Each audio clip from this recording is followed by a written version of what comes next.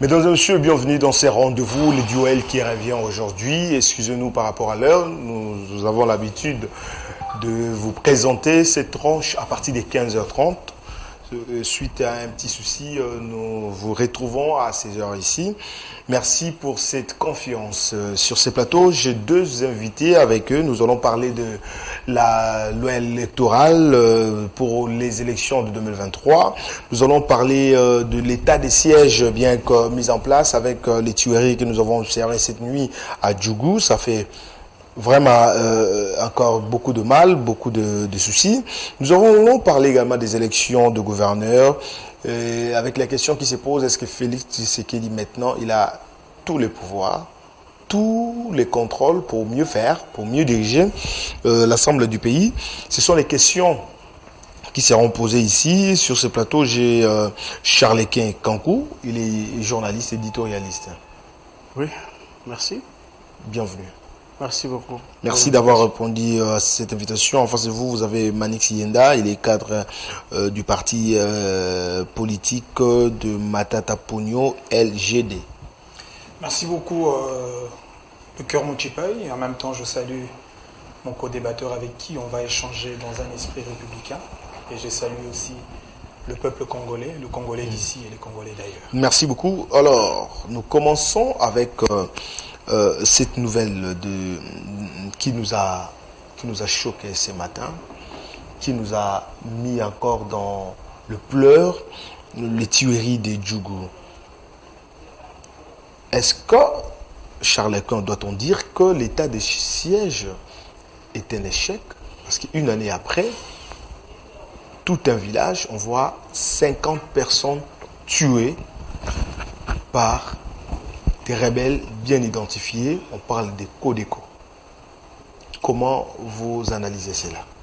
Bon, vous parlez de 50 personnes, alors que dans les communiqués officiels, qui fait foi jusqu'à preuve du contraire, on parle de 35 personnes. 35 Congolais. 35, 50, c'est quand même, c'est énorme.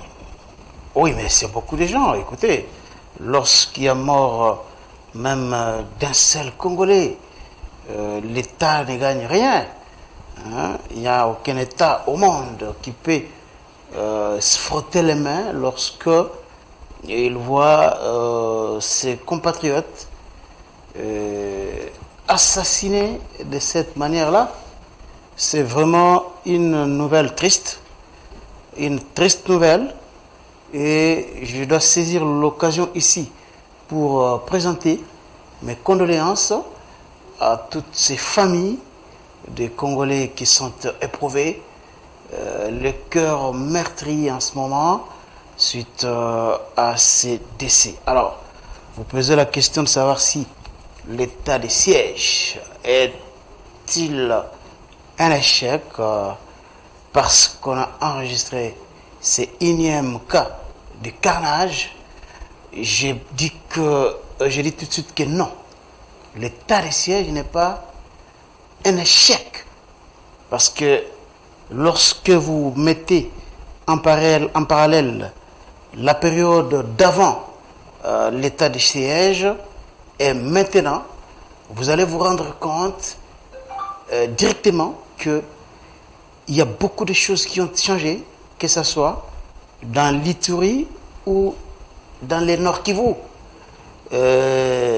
Beaucoup de QG, des ADF, des rebelles, que ce soit Codeco en Ituri, des ADF dans le Nord Kivu, ont été démantelés. Il faudrait combien de temps? Parce que là, la population reste toujours dans cette psychose. Lorsqu'on parle de tueries, 50 personnes, une année après état de siège, on pouvait parler, on ne pouvait même plus compter ces nombres. Vous avez posé la question d'abord de savoir si l'état de siège était un échec. Voilà. Et vous enchaînez avec la deuxième question pour me demander s'il faut encore mettre du temps à cet état de siège. Je suis en train de vous répondre que l'état de siège n'est pas un échec. Parce que aujourd'hui, lorsque vous comparez la période d'avant l'état de siège la manière dont les Congolais étaient assassinés ou les réseaux sociaux étaient envahis, inondés avec des images, des carnages, et ce qui se passe aujourd'hui, il y a une différence. La fréquence des carnages n'est pas la même. Donc, et si vous avez suivi le président de la Commission Défense et Sécurité de l'Assemblée nationale, l'honorable Bertrand Mobonzi, qui est un député du Nord Kivu, ils ont été voir le président Tshisekedi, ils ont échangé autour de cet état de siège. Cette même commission de l'Assemblée nationale qui formulait des recommandations au gouvernement pour améliorer qualitativement l'état des sièges, pour évaluer l'état des sièges, la commission qui était critique et son président qui a fait la déclaration sur Top Congo a reconnu qu'il y a eu beaucoup d'avancées grâce à l'état des sièges. Il faut donner encore du temps. Donc là, donner encore du temps, cela va découler de l'évaluation qui sera faite entre d'abord par l'armée et aussi les autres parties prenantes. Donc voilà, je termine par là pour dire que nous déplorons ce qui s'est passé dans l'Ituri, mais nous ne pouvons pas dire que l'état des sièges est un échec. Malik Sienda, vous êtes, je ne sais pas, vous êtes de l'opposition ou bien du mouvement, comme on dit, mouvement des Fayoul, ou c'est la résistance? Vous êtes dans l'opposition ou dans la résistance? Écoutez, nous sommes d'abord LGD, qui est un nouveau parti politique, conduit sous le leadership d'un acteur politique que vous connaissez très bien, M. Augustin Matata Mponyo, sénateur de son État, professeur d'université, ancien Premier ministre, ministre de Finances, directeur. Vous savez, le LGD, c'est un parti qui est en train de se reconfigurer au sein de microcosme politique du pays. Vous êtes dans l'opposition. Un jeune parti, on ne partage pas la même philosophie politique avec l'Union sacrée de la nation. Mais vous savez, ce que je viens d'entendre tout à l'heure de mon... Vous êtes dans l'opposition. Nous sommes dans l'opposition très naturellement parce qu'on ne partage pas encore maintenant je pose la même philosophie politique avec l'Union sacrée. Concernant l'état des sièges, vous avez écouté Charles Quint. Pensez-vous que les Congos, avec ce que le président de la République a institué, l'état des sièges, comment vous analysez suite aux tueries que nous avons observées à Djungu? Vous savez, moi je ne suis pas venu sur ce plateau pour faire des incantations politiques. Ça ne sert à rien. C'est traditionnalisme politique. Le Congolais est fatigué de cela. La vérité, elle est là. La réalité, elle est là. Il y a des gens qui veulent vous orienter vers un autre chemin pour vous désorienter du chemin de la vérité. Ça, ce n'est pas correct et ce n'est pas responsable pour les acteurs politiques que nous sommes. On parle de l'état des sièges.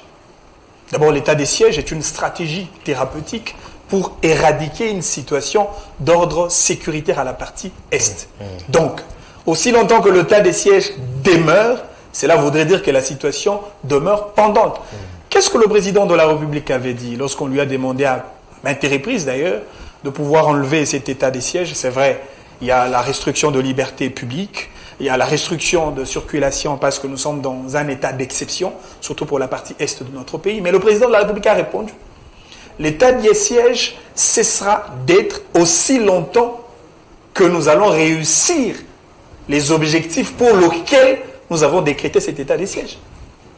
Les morts continuent, on parle de la recrudescence de tueries. Aussi longtemps que l'état des sièges continue, cela voudrait dire qu'il y a la précarité, il y a l'insécurité à l'est du pays, alors qu'on arrête de raconter du n'importe quoi à la population congolaise. On vient de parler de la commission sécurité-défense du Parlement.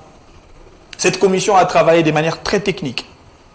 Et elle a même dégagé, en termes de fonds financiers alloués pour la couverture de l'état des sièges, en termes de 500 millions de dollars. Et les gouvernements en avaient disposé combien? 33 millions de dollars. Donc déjà, à ces stades-là, ne serait-ce que sur le plan financier pour accompagner l'État congolais, accompagner l'armée congolaise sur le plan de la logistique, sur le plan de la ration militaire, sur le plan d'armement, effectivement, déjà sur le plan de stratégie financière, la RDC a échoué. Vous avez vu combien de tentatives que le gouvernement congolais, sous la houlette du président de la République, avec le groupe rebelle, dans un cadre d'échange, de dialogue entre groupes rebelles, ça n'a pas marché. Et donc aujourd'hui, ce qu'on voit à la tête du pays, ce qu'on voit avec ces gouvernements qui gèrent le bâton de la République aujourd'hui, c'est un problème de leadership qui manque la qualité. C'est un problème de mauvaise gouvernance et aujourd'hui, le peuple congolais est en train de tirer Est-ce que c'est pas parce que les Congolais eux-mêmes sont derrière cette insécurité pour accompagner le pillage à l'est? Non mais on parle de quoi?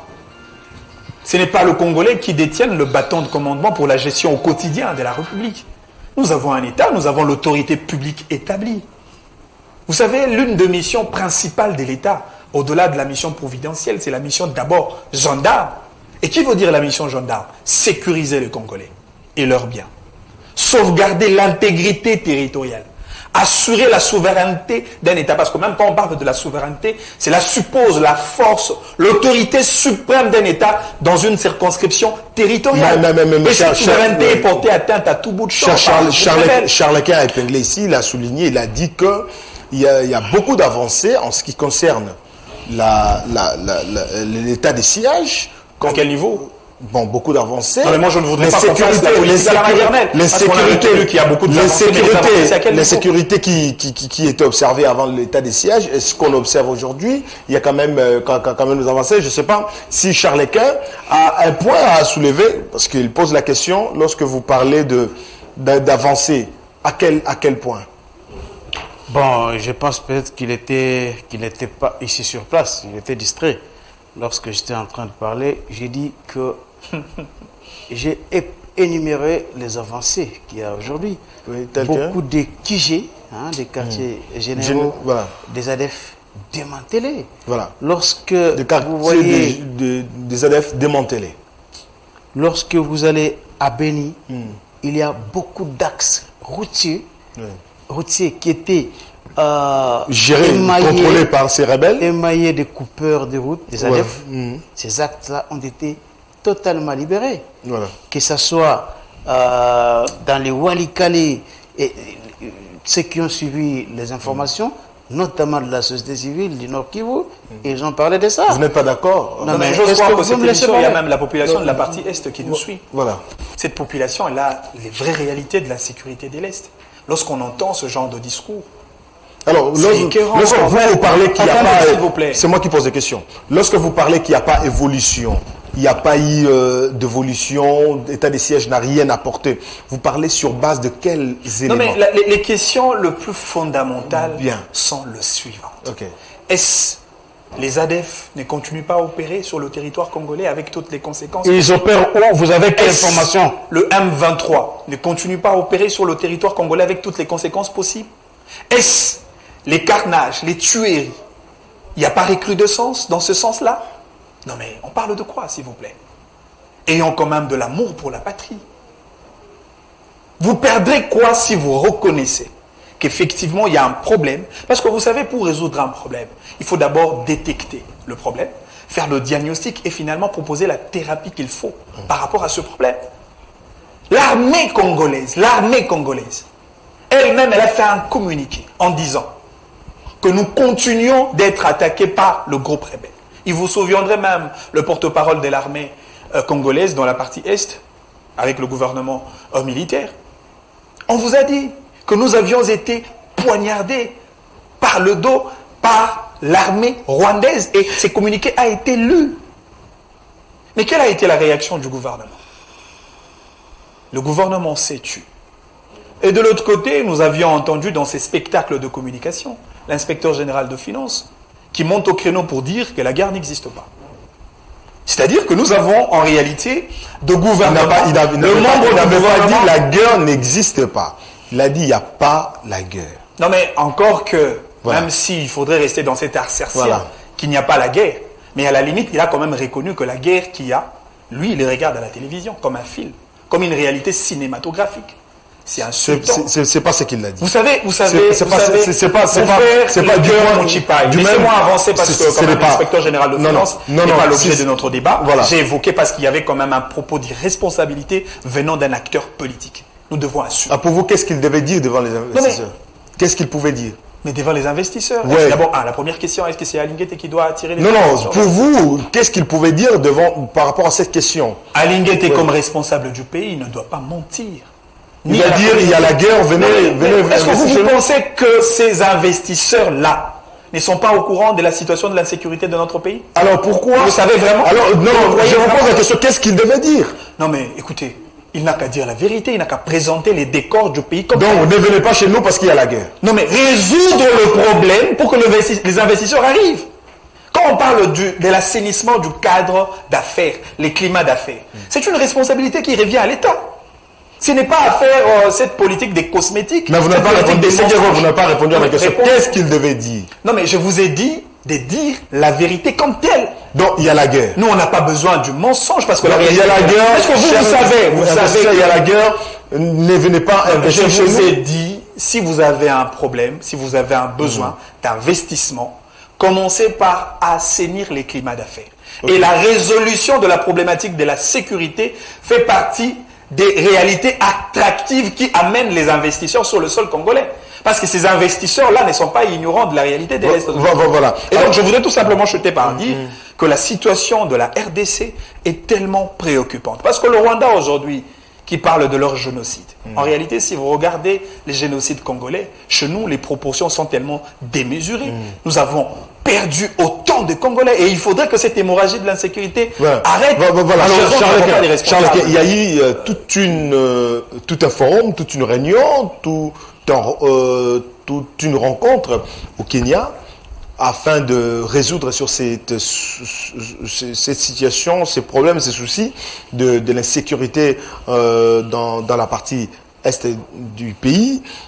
Et les groupes rebelles étaient là. Qu'est-ce qui s'est passé pour qu'aujourd'hui, ces groupes... Parce que pendant ces moments, il y avait un silence au niveau de l'est du pays. Et après quelques jours, nous revoyons cela. Pour vous, qu'est-ce qui serait derrière tout ça? Bon, lorsque vous parlez d'un silence, cela veut dire exactement ce que je viens de dire, que l'état de siège a fait ses preuves et les tueries, la fréquence des tueries.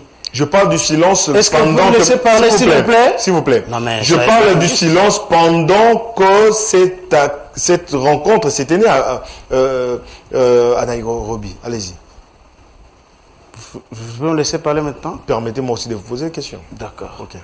J'ai dit que la fréquence des carnages, telle qu'enregistrée avant juin 2021, et ce que nous enregistrons maintenant, c'est les jours et la nuit. Il y a une nette différence. Je disais ici que beaucoup d'actes routiers ont été libérés pendant l'état de siège, et c'est le cas aujourd'hui. Il y a eu beaucoup de redditions, il y a eu beaucoup de localités, et c'est la société civile qui le dit. Vous avez par exemple des localités, des axes routiers, Singa, Hembe, Lubula, Shango, Bindo, Luchebere et Kahanja, sur l'axe Massissi Centre, Kinyana. Ils sont nombreux comme ça, des axes routiers et des localités qui ont été libérés par les FARDC sous l'état de siège. Si vous n'avez pas d'informations sur ce qui se passe, notamment dans cette partie de la République, mieux vaut se taire que de venir ici mentir au Congo. Ma question était mais est-ce que vous pouvez me laisser parler, s'il vous plaît? Allez-y. J'ai compris. Allez-y. Quel est votre problème? Allez-y. Vous voulez m'intimider ou quoi? Non. Allez-y. Donc, j'ai dit que l'état de siège n'est pas un échec. Je viens de le démontrer. Vous pouvez aller et vérifier dans les différents communiqués de la société civile, que ce soit au Nord Kivu et à Ituri, ils vont vous dire cela. Mais nous devons aussi comprendre une seule chose. Lorsque, aujourd'hui, on fait la promotion du dialogue, mais c'est pour qu'il y ait de plus en plus, qu'il y ait moins de sang. Parce qu'il y a plusieurs façons de gagner une guerre. On peut gagner une guerre soit autour d'une table, on peut gagner une guerre sur les fronts militaires et même par voie diplomatique, on peut gagner une guerre. C'est comme ça que vous voyez que ce soit aujourd'hui en Ukraine, entre la Russie et l'Ukraine, il y a des militaires qui sont au front, mais il y a aussi des négociateurs en Turquie. Vous voyez? Donc, c'est ce que tout gouvernement peut faire. Mais est-ce qu'on négocie avec les armes ou bien sans armes? Mais j'ai déjà suivi votre question, je ne sais pas. Vous avez non, moi j'ai répondu. Cette question. S'il vous plaît, j'ai répondu. Est-ce qu'on doit... C'est pas possible. Je pose la question, est-ce qu'on doit négocier avec les armes ou sans armes? Bon, j'ai dit qu'il y a plusieurs façons de gagner une guerre. Très bien. Donc, la particularité avec la sécurité que nous connaissons dans notre pays est que vous avez les fils du pays qui ont pris les armes contre leur propre pays. Et il y a aussi des éléments étrangers. Mais c'est d'abord à la fois ces relations, à un moment donné, de composition des Congolais qui ont pris les armes contre leur propre pays avec les étrangers qui posent problème. Voyez-vous? Donc, le gouvernement ici, et vous avez sommeil, je suis désolé, parce que vous voyez maintenant, vous présentez l'émission, mais tout en ayant sommeil. Donc, non, mais je sens de le regarder. Répondez à mes questions. Je réponds à votre question. J'aimerais que vous soyez un peu attentifs. Répondez à mes questions. Je comprends. Finalement, il va passer du temps comme ça. Allez-y, allez-y. Donc, je disais ici que le gouvernement ne peut pas refuser à la fois d'écouter, parce que c'est ça les mots soulignés dans les communiqués de Nairobi. Okay. Écouter les desiderata, les revendications des groupes armés locaux. Ça a été précisé dans les communiqués. Et après, aujourd'hui, vous avez les M23. Et c'est ça toute la difficulté. Lorsque vous prenez les M23 là, il y a les rwandophones qui sont là-bas, mais qui sont des Congolais. Merci. Voyez-vous? Merci. Ils sont des Congolais, mais ils sont instrumentalisés, notamment par Kigali. Et vous avez aussi beaucoup d'autres Congolais qui se retrouvent, que ce soit dans Codeco et dans tous les maïmaï que vous voyez là. Merci. Alors, si il y a une opportunité pour écouter, pour qu'un président de la République écoute à ses compatriotes qui ont pris les armes, pour leur demander, pour leur poser la question, pourquoi vous avez pris les armes contre votre propre pays? Et lorsqu'ils ont répondu à cette question, qu'est-ce que le président de la République et le gouvernement a mis en place? Bon, écoute, pardon? Qu'est-ce que le président de la République ou bien le gouvernement a mis en place après avoir écouté la réponse? Non, mais jusque-là, en tout cas, journaliste politique que je suis, je ne connais pas encore les contenus de ce qui a été dit, parce que ce n'est pas divulgué. À moins peut-être que vous ayez suivi une autre information par rapport à cela. Mais sinon, je pense que le président, dans les communiqués que nous avons tous lus, il était dit que le président devait écouter les revendications des groupes armés locaux. S'il peut, par cette voie-là, mettre fin à plus de morts dans toute cette partie de la République, pourquoi ne pas tenter cette chance-là? Merci beaucoup. On parle à présent de la loi électorale et bientôt les élections, c'est-à-dire dans près d'une année, élections. Nous avons vu LGD s'est pointé déjà et présenter son candidat qui est Matata Ponyo. Vous avez suivi les débats autour de cette loi électorale. Il y a une frange qui sollicite que les négociations se pointent en dehors des institutions. Il y a également les députés qui sont à l'Assemblée nationale. La majorité ont souhaité que la loi électorale ou bien les tractations par rapport aux élections de 2023 se tiennent au sein des institutions. Comment vous observez cela? D'abord, quand on parle de la réalité électorale, quand on parle de la loi électorale, c'est une réalité qui concerne d'abord les opérateurs politiques. Parce que ce sont les politiques qui compétissent dans ces jeux électoraux. Et donc le premier bénéficiaire, ce sont les compétiteurs et d'une part aussi le peuple qui participe activement dans le choix de leurs dirigeants. Alors je voudrais d'abord revenir sur 2 points ou 3 points, si c'est important. Vous savez, nous avons pratiquement 2 ou 3 types de coalitions qui existent dans une réalité politique donnée. Il y a ce qu'on appelle la coalition de gouvernance, un peu le cas, le FCC et le CACH, pour gérer la chose publique dans un commun accord. Et de l'autre côté, il y a ce qu'on appelle la coalition électorale.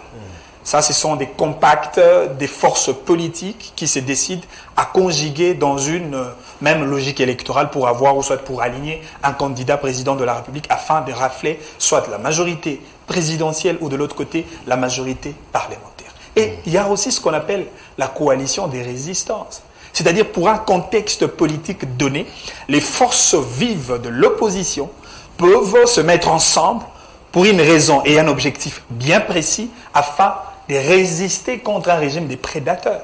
Nous en avons vu, parce que les cas sont patents, lors de la loi électorale, ces grands débats de la loi électorale de 2015, avec le fameux article 8 qui conditionnait en fait l'identification électorale à l'élection. Vous avez vu même comment est-ce qu'il y a eu autant des remous politiques qui ont même créé des morts. Il y a eu des étudiants, de jeunes Congolais, des Congolais qui étaient décédés à cause de cette histoire. Mais moi, ma question reste pendante. Je me demande, pourquoi dans notre pays, chaque avant-cycle électoral, on fait pratiquement les mêmes rituels politiques? Débat autour de la loi électorale, réforme. Vous savez, quand on parle de la loi, au-delà du fait qu'elle a un caractère général et impersonnel, mais la loi doit aussi être caractérisée par une certaine stabilité dans le temps. Nous venons de voir les élections en France. Avant ces élections-là, ils n'ont pas eu à faire le débat autour de la réforme électorale, etc. Ils ont transformé la loi électorale aujourd'hui comme une loi anémique, où à chaque avant-cycle électoral, il faut éjecter des paquets de sang, des réformes, et par moments des réformes qui déforment. Encore chose grave, même dans leur débat, ils font un débat complaisant. Posez-vous la question. Quid alors des élections locales? Pourquoi on n'en parle pas? Et le président de la République, le Premier ministre, les responsables du pays, le président de la CENI, personne parle de l'organisation des élections locales dans ce pays. La question du débat contradictoire, moi je pense que ça fait partie des points qui doivent faire l'objet des vraies réformes, parce que nous devons quand même... Donc vous êtes pour la réforme, pour une nouvelle loi électorale? Non, mais des vraies réformes et des réformes qui doivent rester statiques pour faire de nos lois des lois stables dans le temps. Est-ce qu'il faudrait-il un dialogue sur ça ou bien rester sur la logique de... Si le dialogue, il y en a. Si le dialogue est une proposition venant de l'opposition politique de notre pays, il faut quand même respecter cette opposition. Parce que la Constitution nous dit, article 8 de la Constitution, que les activités de l'opposition politique sont sacrées. Et lorsqu'on parle de la sacralité des activités de l'opposition politique, LGD est dans cette logique de dialogue. Le LGD est dans une logique de la démocratie de qualité. Le LGD est dans une dynamique de pouvoir faire en sorte que le vrai suffrage du peuple soit la réalité qui sera transmise devant les urnes. Que le vrai président soit élu, que le vrai représentant du peuple soit réellement élu. Que ce soit la plate ou pas. Non, mais c'est cela le combat du LGD. Okay. Parce que vous savez, dans notre pays, nous avions voté un président Kassaïen, le pays n'a pas changé. Nous avions voté un président Luba, Mungala, Mukongo, le pays n'a pas changé. C'est-à-dire aujourd'hui, lorsque le peuple congolais va se diriger vers les élections, il faudrait se poser des questions sur la qualité du programme, la qualité de leadership de celui qui se présente comme candidat président de la République. C'est en cela que nous exigeons la qualité, les critères de background, des niveaux et de la capacité de gérer un grand pays à valeur continentale comme la RDC. Nous devons éviter les autodidactes à la tête du pays, à la tête des institutions, parce que le Congo doit quand même changer. Charles Equin, vous avez parlé tout à l'heure de l'état des sièges, mais là on parle maintenant de la loi électorale comme quoi, et il y a une frange qui souhaite qu'avant les élections, vous avez suivi, il y a le bloc patriotique qui a même organisé toute une marche pour solliciter qui est le rejet de cette loi électorale, aussi d'organiser une rencontre en dehors des institutions. Les gouvernements ne semblent pas être d'accord. Et comment vous analysez cela? Bon, moi je ne vois pas pourquoi aujourd'hui il faut aller des dialogues en dialogue, des négociations en négociation. Okay. Je ne vois pas l'importance de ça. Et il a été dit, notamment par le président de l'Assemblée nationale, que si il peut y avoir dialogue, cela doit se passer dans le cadre des institutions. Donc, sur la loi électorale, depuis que Kabila est au pouvoir, il n'y a jamais eu, alors jamais, de débat sur la loi électorale en dehors du cadre institutionnel. Il n'y a jamais eu. J'ai fait le Parlement plusieurs années, depuis Vital Kamerhe, jusqu'à au début de Janine Mabunda. Il n'y a jamais eu de dialogue en dehors des institutions, notamment autour de la loi électorale. Donc, la loi que nous avons ici, qui a introduit l'essai, la loi débattue en 2017, c'était à l'Assemblée nationale. La loi que nous avons connue en 2011, c'était toujours à l'Assemblée nationale. Donc, il n'y a pas question d'un quelconque dialogue. Aujourd'hui, je ne vois pas pourquoi il faut sortir du cadre institutionnel pour aller négocier. Parce que lorsque vous épluchez un peu les revendications, notamment de Fayoulou, je parle bien de Fayoulou, Martin Fayoulou, plus précisément. Mais tout ce que Fayoulou réclamait, on a tenu compte de ça dans cette loi électorale. Et surtout que cette loi-là, c'est une loi pondue par un groupe, le groupe appelé G13. Qui est un peu mosaïque, on retrouve tout presque. Il y avait Lokondo qui était du FCC, voilà. Il y avait les Sessanga, il y avait tous ces gens-là, les Moukoko Samba. Mais qu'est-ce qui dérange l'opposition dans cette loi? Non, mais c'est là où les Congolais doivent comprendre qu'il s'agit de manœuvres diaboliques pour finalement aboutir à un partage du pouvoir. C'est ça la vérité. Le FCC revendique quoi? Le FCC revendique quoi? Parce que cette loi électorale-là, lorsqu'il était question d'abord pour en parler avant, les FCC avaient refusé que le dialogue ne se passe pas en dehors des institutions. Là, c'était Janine Mabunda qui était présidente de l'Assemblée nationale. Il avait complètement refusé. Mais vous avez un groupe indépendant, quelqu'un comme Sessanga, tout le monde connaît la position de Sessanga aujourd'hui contre Tshisekedi. C'est quelqu'un qui est très dur envers Tshisekedi aujourd'hui. Ce sont des gens qui ont pris leur liberté. Donc cette loi n'est pas taillée sur mesure. Mais comment tailler sur mesure? Parce que ce n'est même pas élaboré par... Si c'était élaboré par l'IDPS, on allait dire que c'est élaboré par l'IDPS.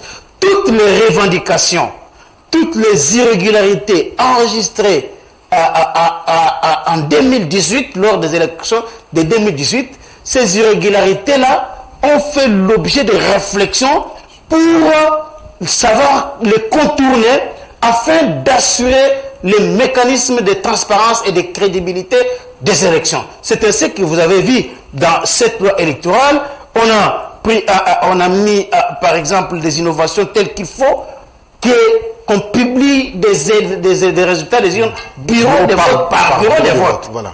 Vous voyez, il y a eu beaucoup d'innovations comme ça qui sont dans cette loi-là.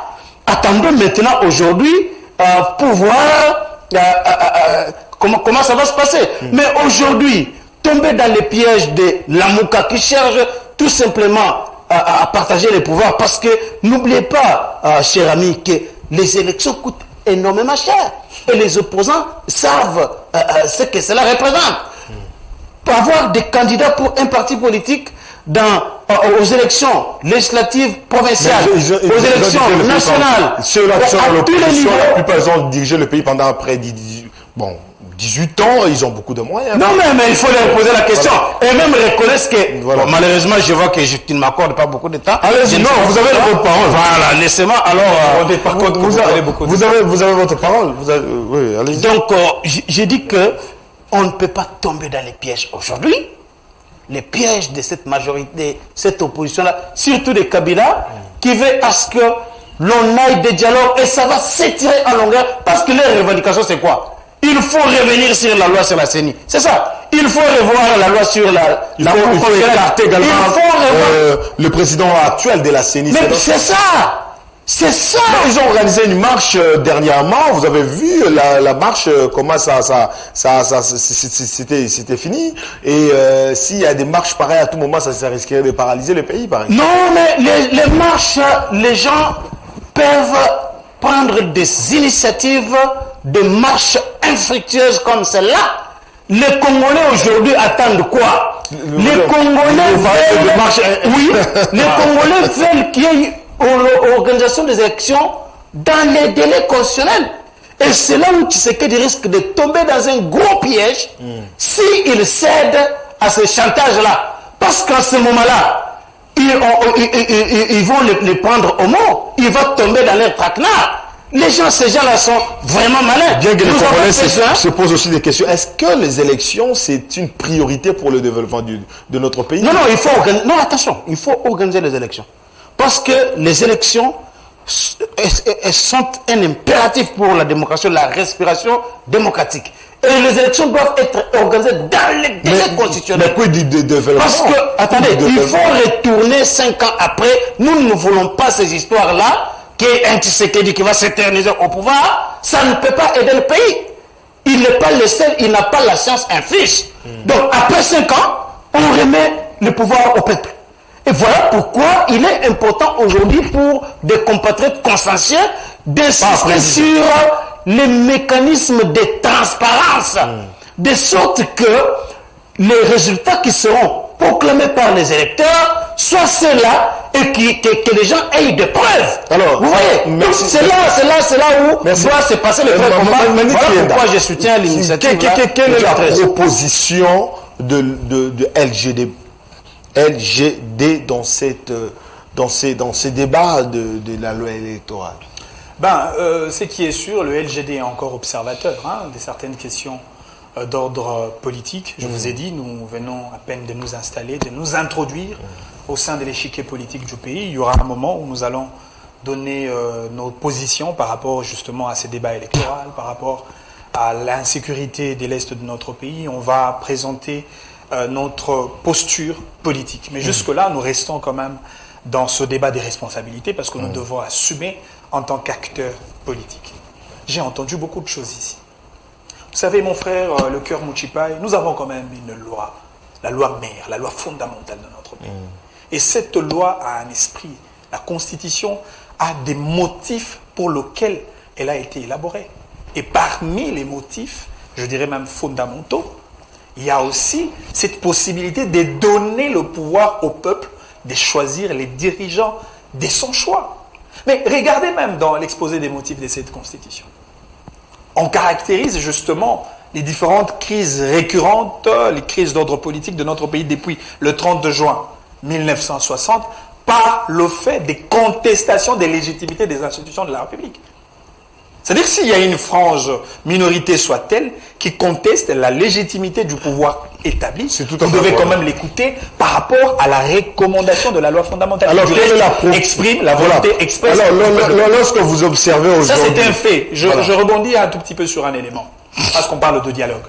Vous savez, quand vous lisez la loi portant statut de l'opposition politique, article 16.4, la loi dit l'opposition politique dans sa stature d'un contrepoids du pouvoir, lorsqu'il y a une crise qui résiste dans le temps avec le pouvoir, l'opposition et les pouvoirs doivent se retrouver autour d'une table pour discuter afin de maintenir un climat de paix. Donc, dans cette optique, vous êtes aussi dans cette logique de on ne tient pas seulement compte d'un débat institutionnel, parce qu'on sait en réalité, ces opposants qui sont en dehors du Parlement, ils savent. Mais la décision... Que ceux-là qui sont au sein du Parlement, ils ont le privilège d'avoir cette majorité de broderie. On sait comment cette majorité a été confectionnée pour des raisons d'ordre politique.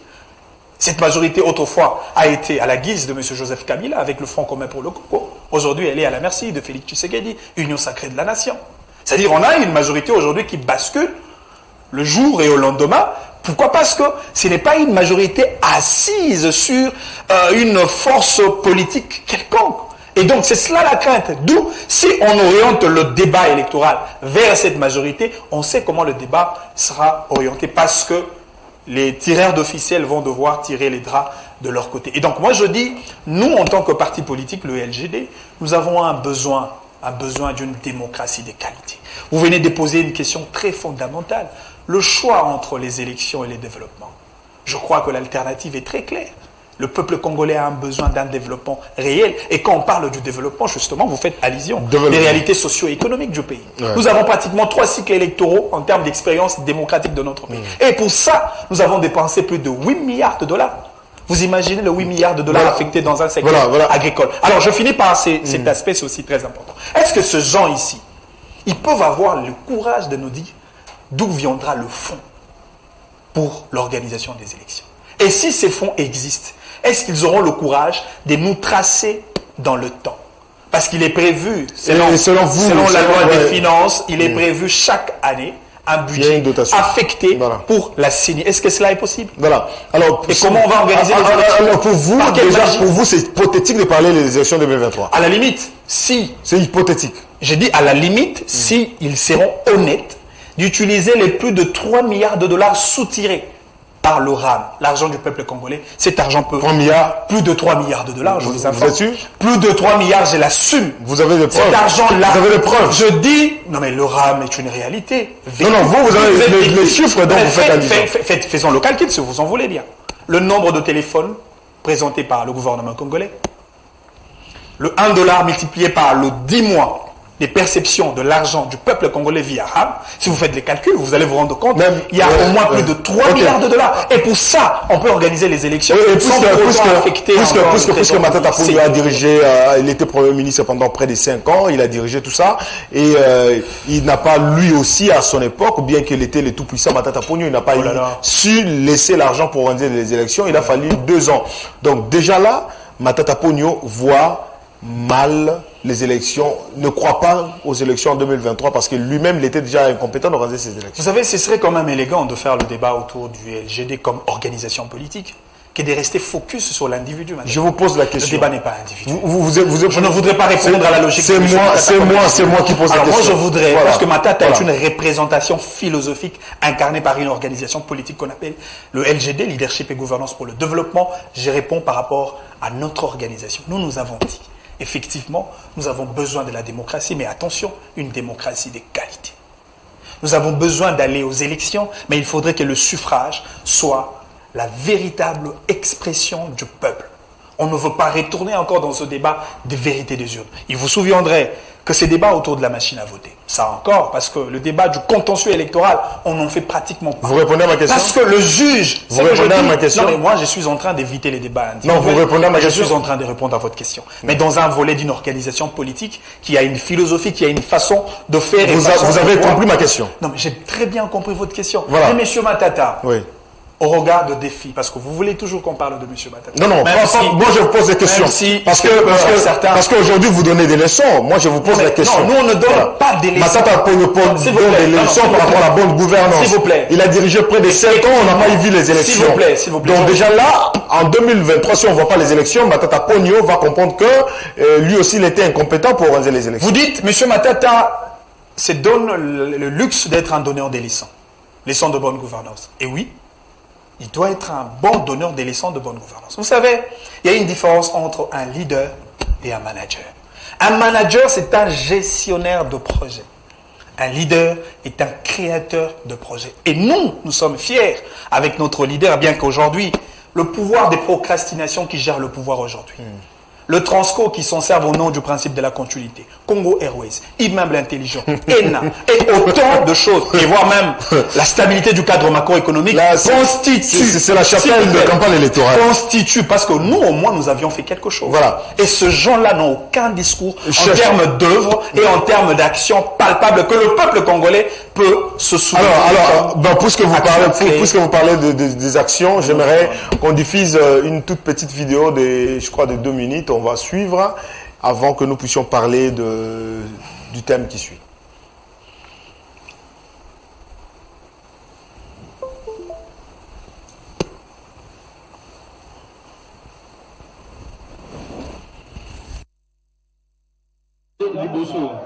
Liboso eza le peuple d'abord. Mwana mboka, mokonzi ya mboka, ndenge babenga Mukwa Tombolo, Félix Antoine Tshisekedi Tshilombo, azwi bokonzi. abandi na babengi gratuité de l'enseignement. La gratuité de l'enseignement, plus de 5000 personnes ya bana bakoti na babenga na nzela école ya kotanga. Lobi poko ma mutu fotanga. Mutu wa komisi kila sofele azana besoin mutu nyonso na mboka koma mutu. Asilisi wana te. Amoni ke bandeko bazokufa mingi na est. Ache état de siège. Bota la polémique ils ont créé pour na bateau ba komisa bibeko ba liwa ya bateau commerce ba monike cop na ba ngé kufa ba komi ko créer ba désordre nyonso. Kaka pe wana te. IGF a umela abanda kala a existaka kaka. Même au Konzamboka a PCA depuis 87 IGF a existé dans Mboko. Mais na kati na biso mingi ba ba kombo wana te. Kombo wana les lésions ampleur parce que mo Konzamboka a tché mutu pour na contrôle poto ke na buzo bate. Ata biso ba membre gouvernement avant aussi bata sans faut monter mes obéta. Aux hommes la reconnaître IGF ko bimana. Qui veut dire que ils ont permettre de travailler bien. Et mutu o azo mettre en place comme on a kaka Félix Antoine Tshisekedi Tshilombo. Tomoni badongola miso na motema na bango mabe. Basala kanini? Mutu asalimbe baso ki bakangi ye babenga mo acharnement. Oh bazosala bepo bakanga ye. Mutu wana soka salimbe baso ki juste monetika ye. Oh voilà, ba juge basali mosala. Ceux qui passent à Moutou, M. Asola Mokonzambo, oh voilà, Mokonzambo, on a ses batikaye. Toza na Mukili, Oyo, na Congo, Oyo justice, il faut et ça la maya solo. Justice, bah, Oyo Kobengi Sayo. Ceux qui sont innocents, Orozo Malanda Kopeni. Ceux qui ont dit Kambo, et Okoma, Mbilinga Mbilinga. AVC viva! Viva! AVC viva! Viva! AVC viva! Viva! Viva! Viva!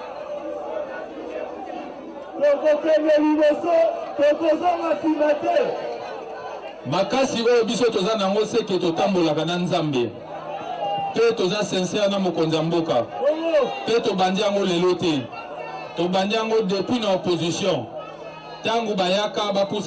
Charles Aquin, vous venez de suivre Didier Boudimbou, qui est ministre des hydrocarbures. Il a tenu un meeting le samedi dernier devant le militant de son parti politique Autre Vision du Congo. Il a dit que ce que Félix Tshisekedi a fait pendant 3 ans, autant ne l'ont jamais fait pendant 18 ou 32 ans. Il a parlé de la gratuité de l'enseignement qui est aujourd'hui une effectivité. Il a parlé de l'état de siège qui met à mal certains Congolais qui s'est ressourcés, qui vivent de cette insécurité. Il a dit, lui en tant que ministre, il sait pour manipuler l'argent, il se pose des questions, est-ce que l'IGF est derrière moi? Donc la bonne gouvernance, comment réagissez-vous puisque Yenda dit en 2023, Félix Tshisekedi n'aura jamais de discours. Bon, d'abord, je félicite le ministre Didier Boudimbou, l'un des meilleurs ministres du gouvernement Samba Lukonde. Okay. Il a fait ses preuves. Lorsque je l'ai vu aller en Angola pour prendre langue avec le gouvernement angolais, j'ai senti en lui le patriotisme et la manière dont la crise, cette dernière crise sur la hausse du prix des carburants a été gérée. En tout cas, tout le monde, au moins qui est objectif, qu'il soit de l'opposition ou de la majorité, peut quand même saluer la compétence, la manière, la dextérité avec laquelle le ministre Didier Boudimbou a géré et est en train de gérer le ministère des hydrocarbures. En tout cas, coup de chapeau à ce ministre, mais aussi à son parti politique AVC. Lorsque moi j'ai vu les images, drainer un tel monde, mais je me suis posé la question, mais je dis, mais c'est Didier Boudimbou ici, qu'est-ce qu'il a fait pour qu'un parti politique comme celui-là puisse drainer aussi, avoir d'abord de l'audace, de se produire, de faire organiser une activité sur le boulevard Triomphal, drainer un tel monde. Il y a beaucoup de gens qui ont peur d'affronter cet endroit-là. Voilà. Mais lui, quand même, a osé. Et on a vu la foule. Aujourd'hui, les Congolais qui suivent bien les activités politiques ont compris que c'est un parti qui vit. Okay. Alors, maintenant, par rapport au contenu de son discours, mais il est de notoriété publique aujourd'hui que la gratuité de l'éducation des bases, c'est une réforme courageuse. Alors, une réforme courageuse qui était consacrée dans la Constitution du 18 février 2006, mais qui a peiné à être mise en branle à cause du déficit de la volonté politique. Il n'y avait pas la volonté politique. Ceux qui étaient avant Tshisekedi n'avaient pas le courage d'engager une telle réforme parce que débourser, accepter les dépenses, une enveloppe colossale de 1,3 milliard chaque année pour supporter la gratuité de l'éducation de base. En tout cas, il faut avoir une dose suffisamment élevée de l'amour du pays pour affronter de telles réformes. Et aujourd'hui, lorsque vous allez dans le Congo profond, les enseignants sont valorisés.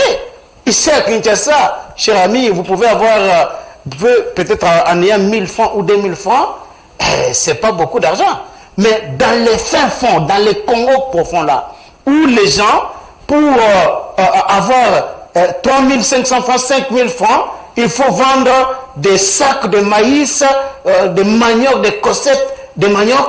Et vous voyez comme ça, un enseignant, dans les fins fonds là du pays, qui touche 350 000 francs, les enseignants sont valorisés aujourd'hui. Les enfants ont repris le chemin de l'école. 5 millions d'enfants ont repris le chemin de l'école. Quoi de plus normal de saluer une telle réforme? Donc en 2023, il y a un discours. Mais bien sûr que oui. Bien sûr que si vous voulez qu'on parle du bilan de Tshisekedi, nous allons parler du bilan de Tshisekedi parce qu'il y a beaucoup de choses qui sont faites, mais pour laquelle on n'a pas assez communiqué. Et ici, vous voulez que l'on parle de ce bilan, je peux prendre mon téléphone parce que nous avons noté beaucoup de réalisations, que ce soit dans le cadre du programme de 100 jours, que des écoles construites, réhabilitées, que d'axes routiers construits et réhabilités un peu partout à travers les pays. Il y a eu beaucoup de choses. Et aussi, il faut noter cette augmentation extraordinaire des recettes publiques. Vous savez, lorsque Matata Ponyo était Premier ministre, il est Premier ministre en 2012, le budget 2013, c'était un budget de 7 milliards de dollars. Vous voyez, 7 milliards de dollars de budget 2013. Matata arrive avec sa compétence, avec son leadership, avec tout ce qu'il a comme savoir. On mobilise 4 milliards 960 millions de dollars. Vous voyez, 4 milliards 960 millions de dollars. Alors que le budget était voté en équilibre et dépenses, j'étais à l'Assemblée nationale, les chiffres existent. Jusque-là, de 7 milliards, il n'a pas pu atteindre les assignations budgétaires. Et il faut voir combien d'initiatives étaient à l'époque. Je me souviens encore du député, des bouillants députés à l'époque, Mayo Mambeke, qui avait initié une question orale avec débat, transformé par la suite en interpellation contre Matata Ponyo à cause des magouilles qui avaient caractérisé, accompagné la bancarisation. Vous savez, lorsque je suivais Matata Ponyo dimanche sur le plateau de Jean-Marie Kassamba, je me suis dit, ce pays n'a pas de chance. La seule chose que moi j'ai aimé chez Matata Ponyo, c'est un homme discipliné. Ça, il n'y a pas de débat.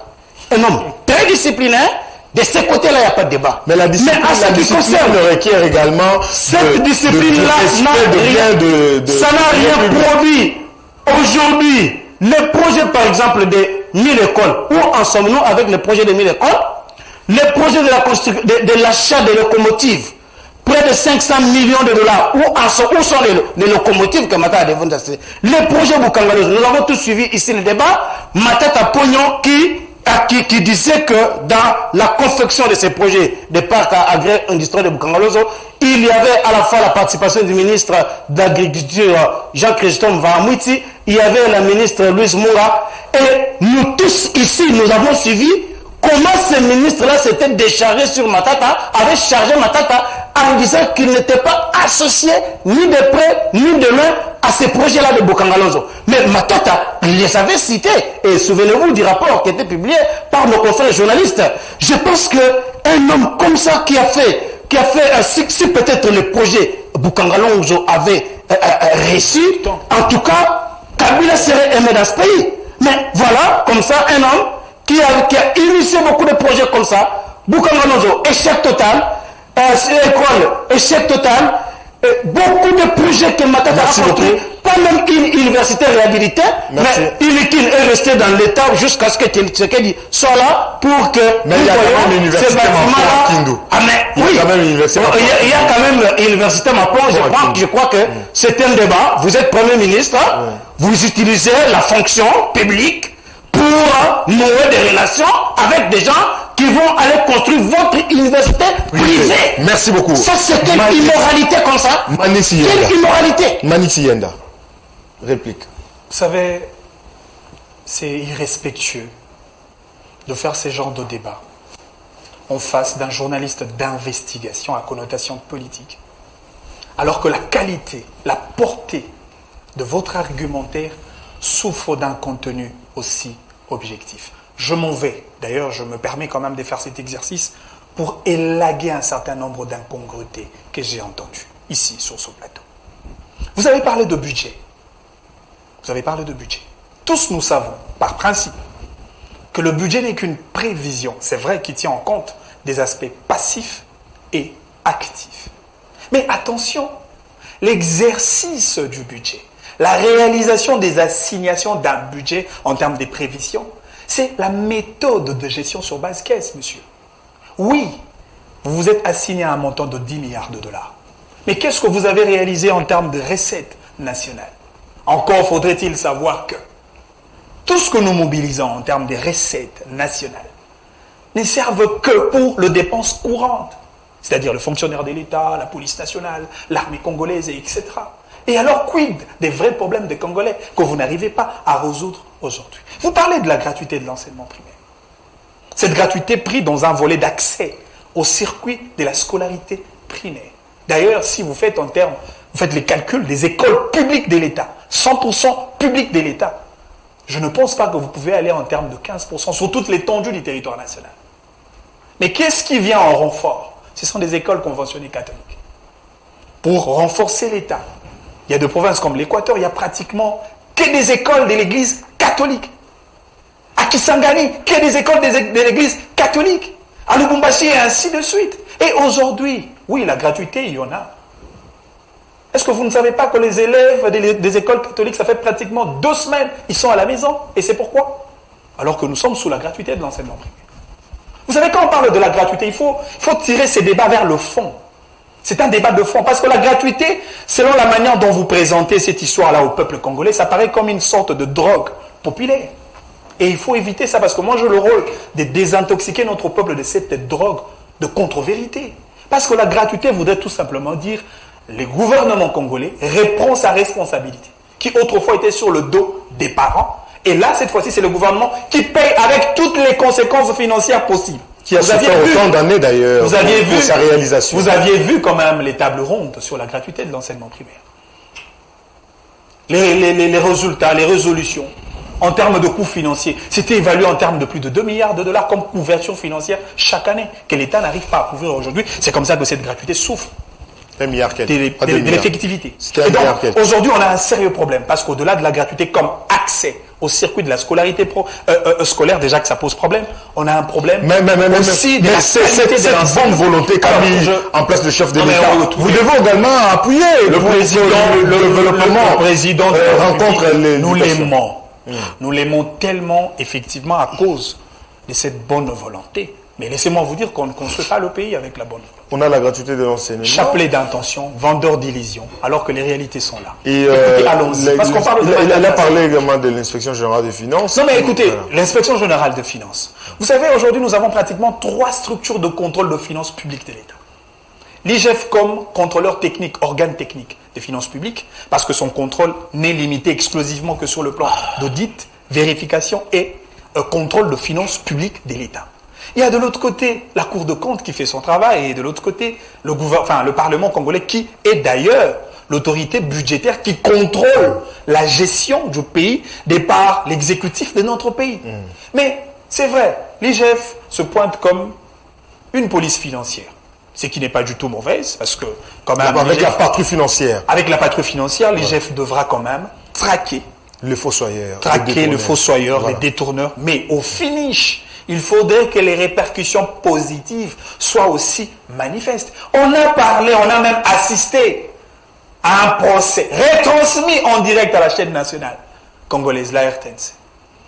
Quelques cinquantaines de millions de dollars, comme ça. Là, on parle de quoi? Alors, on parle de quoi? Vous parlez de quoi là? Non, mais on parle du travail de l'IGF. Quel procès? Non, mais je parle de procès Caméré. Procès Caméré, c'est pas l'IGF. Non, mais je parle de contrôle, de financement, public de l'État, détournement, mais cet argent est parti comme ça. Alors aujourd'hui, d'ailleurs, il faudrait même parler du rôle. Vous savez, moi j'ai écrit à M. Alinguete. Je lui ai adressé une correspondance. Heureusement. Surtout qu'il est de la même école que M. Matata quand vous lui écrivez et il répondait. Malheureusement, ce qui gère le pays aujourd'hui, autant pour la présidence de la République, le gouvernement, quand vous écrivez, ils ne répondent jamais. École de la médiocrité. Mais heureusement, il m'a répondu. Lorsque je lui ai demandé de faire l'audit des bourgmestres de communes qui gèrent au quotidien les finances publiques de l'État au niveau des entités locales. Parce qu'il y a l'argent de l'État qui circule. Le peuple paye des taxes à caractère local. Il y a des marchés au niveau de communes. Il y a de l'argent qui entre. Mais du moins, vous félicitez la bonne gouvernance de Félix Tshisekedi qui a voulu implémenter, donner du tonus à l'inspection générale de finances qui hier était sous silence. L'inspection, malheureusement, l'inspection générale de finances aujourd'hui est comme un jeu de Nintendo. Vous savez, quand vous voyez un joueur en train de bien jouer dans un jeu de Nintendo, ne vous étonnez pas, parce qu'il y a quelqu'un qui utilise les manettes. Malheureusement, l'IGF n'arrive pas à mettre ses yeux dans l'affaire RAM, l'argent du peuple congolais. Mais lorsqu'il a parlé de Boukango, vous avez parlé de l'acharnement. Mais M. Matata, d'ailleurs, c'est vous les politiques qui parlez de l'acharnement. Non, nous restons sur le débat de principe, les débats de droit. Vous voulez arrêter Matata? Arrêtez Matata conformément à la loi, à la rigueur, à la législation. Donc, vous voulez arrêter Matata? Arrêtez Matata selon le précédent. Maniti Yenda, trouvez-vous normal un premier ministre qui a détourné de l'argent, s'il vous plaît, qui est cité dans une affaire de détournement, mais puisqu'il a été puisqu'il est ancien Premier ministre, il ne peut pas être devant le juge. Vous trouvez ça normal? Non, mais vous savez... Vous trouvez ça normal? Nous sommes arrivés à la fin. Vous m'avez posé une question, laissez-moi répondre. Vous pouvez répondre en 30 secondes, s'il vous plaît. Oh là là. Ce qui n'est pas normal, c'est lorsqu'on ne respecte pas le principe de la légalité de peine. Le nullum crimen nulla poena sine lege.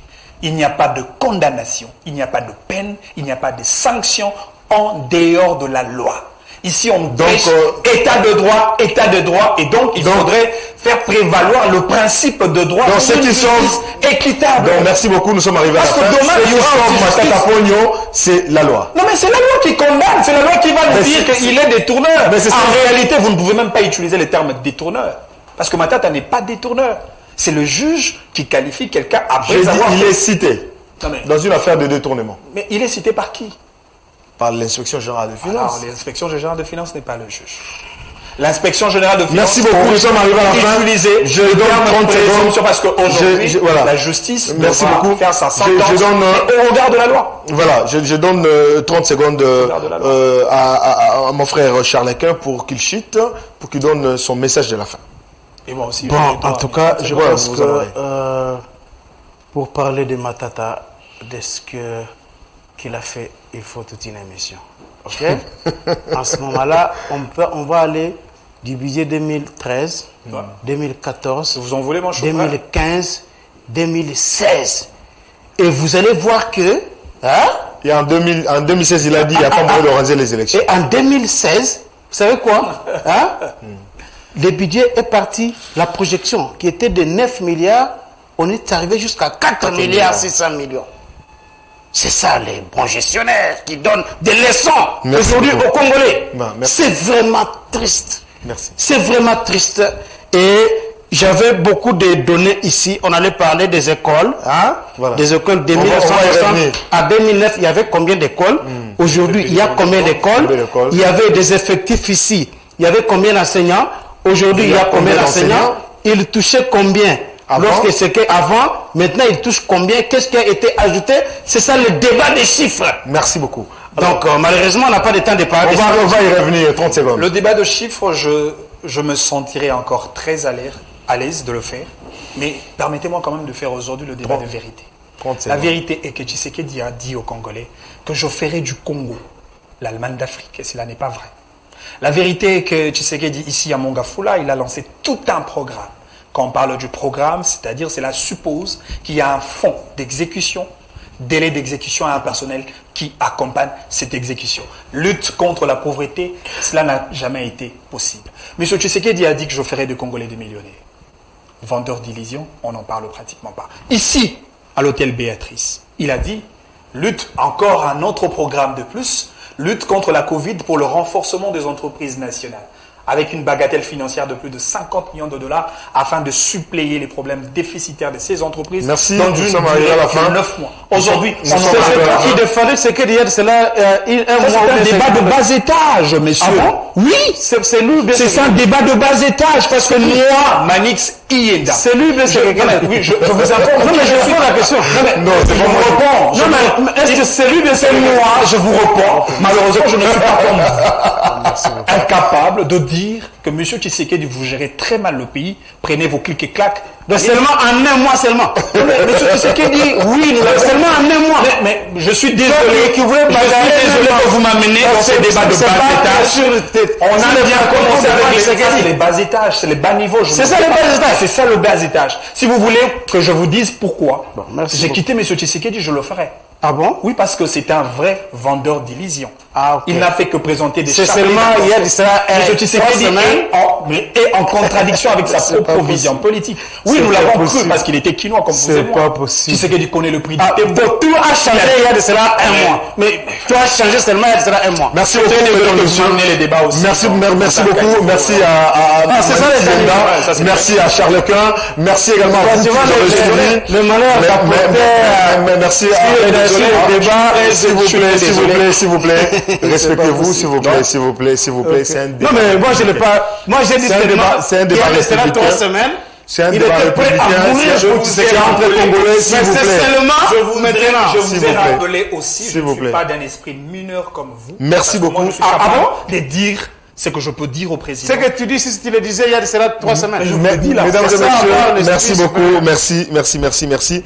Dites Mesdames des et choses au messieurs, président de la République. Vous mesdames savez et messieurs, comment, nous sommes arrivés à la fin. pas de Merci, C'est ça aussi, la Manichienda, qualité merci mon frère Charles Quint, merci à toute l'équipe qui m'a accompagné, merci à Lazik Makoukoula, le Saint-Esprit, merci, le Saint-Esprit, c'est ça? Hein? C'est pas possible. Faut pas blaguer quand même avec les Saint-Esprit. Non, il aime bien prier, il aime bien vivre avec la chaleur du Saint-Esprit. Voilà. C'est Dieu lui-même. Je va dis blaguer avec des choses merci à Philemon Zaou et merci également à Eric qui était à la caméra. Merci à vous tous qui avez suivi. Merci à toute l'équipe qui attend de mes salutations. Là, je vois mon cher Kouta. Hein? Merci à toi, mon frère. Je vois également mon frère Kapata et l'assistant du chef Mwendakani. Merci à vous tous qui nous avez suivis. Merci à toute l'équipe de CSSTV. Nous sommes là et nous allons vous tenir compagnie. Restez branchés sur les ondes des canaux studios satellitaires et à la prochaine.